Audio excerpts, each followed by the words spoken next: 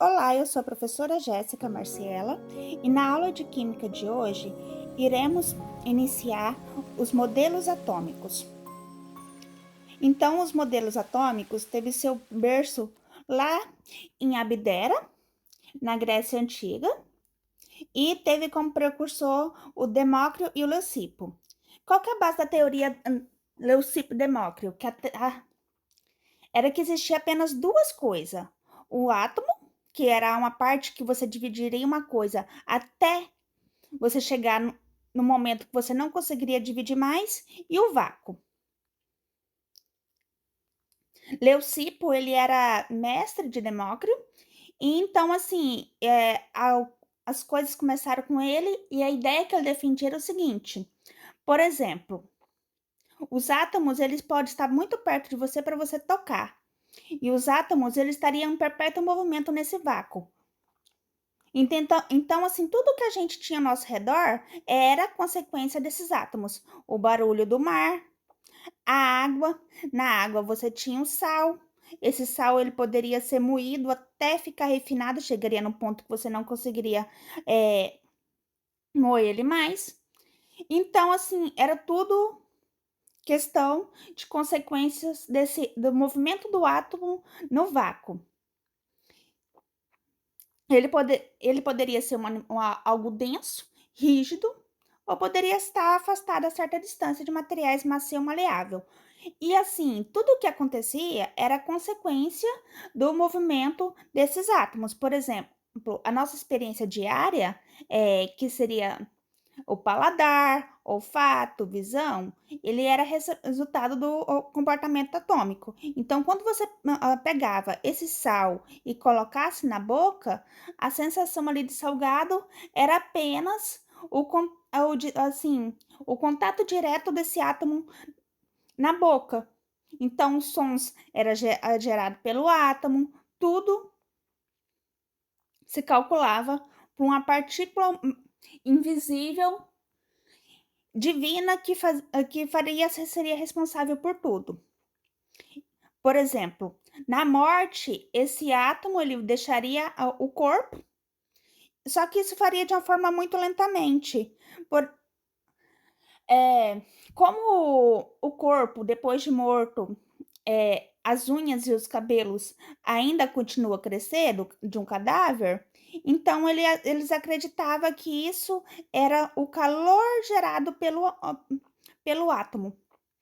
Ele era uma força vital, o átomo, ele era a essência da vida. E então, quando ele dispersaria, tudo estaria acabado. Então, a teoria Leucipo-Demócrito era que o átomo ele era não divisível. E o vácuo. Porém, como a gente está falando de Leucipo e Demócrito, a gente falou até agora a parte do Leucipo. Agora vamos falar sobre o Demócrito,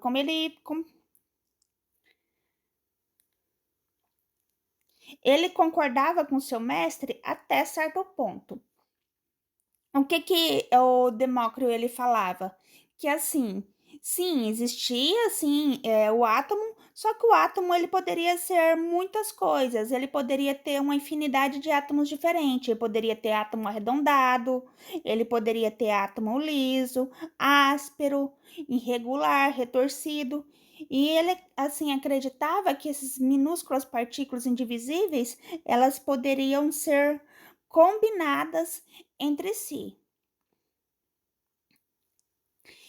Então, assim, com essa infinidade assim de átomos diferentes, ele que assim falou que isso poderia realmente o nome ser não divisível, ser um átomo, só que ele acreditava, por exemplo, que se uma árvore morre ou um animal, esse átomo vai dispersar, vai se combinar com outro e vai virar outra coisa, vai ser reaproveitada em alguma outra coisa. Por exemplo, a gente pode construir, de acordo com a teoria dele, você pode construir lá um objeto de barro, porém o barro nem sempre poderá ser reaproveitado. Ele vai virar partes cada vez menores e vai se reduzir ao pó E poderá, por exemplo, se formar outro objeto, poderá ser utilizado em outra coisa.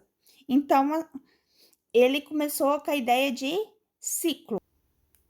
Nós iremos sair lá do berço da Grécia, que é onde começou a filosofia atômica, com Demócrito e Leucipo, e iremos para John Dalton. John Dalton, ele concordava assim com bastante coisa dos precursores anteriores, porém não sobre aquela visão religiosa. Ele tinha uma visão menos filosófica da Grécia. Ele estabeleceu que realmente o átomo ele era uma esfera, ele era uma esfera maciça, ele era indivisível e principalmente ele era indestrutível. Esse modelo ele ficou conhecido como modelo bola de bilhar. O John Dalton ele estabeleceu o seguinte, que todo elemento químico ele teria átomos iguais. Por exemplo, uma barra de ferro teria apenas átomos de ferro. E assim, e cada átomo teria exatamente a mesma massa e tamanho.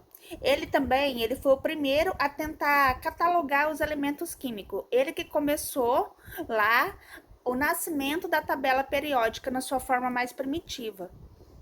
Por exemplo, ele catalogou lá os elementos e como ele falava que era a mesma massa e tamanho. Vamos dizer, hoje a gente sabe, por exemplo, a água, H2O. Ele não tinha noção que era 2 oxigênio, então era apenas HO. Todos tinham o mesmo tamanho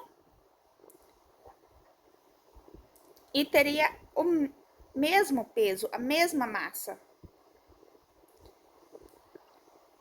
E ele tentou comprovar assim a lei de Lavoisier, que na natureza assim nada se cria, nada se perde, então tudo se transforma, que esse átomo ele era indestrutível, ele era imortal. Eles apenas se recombinam para formar outras coisas.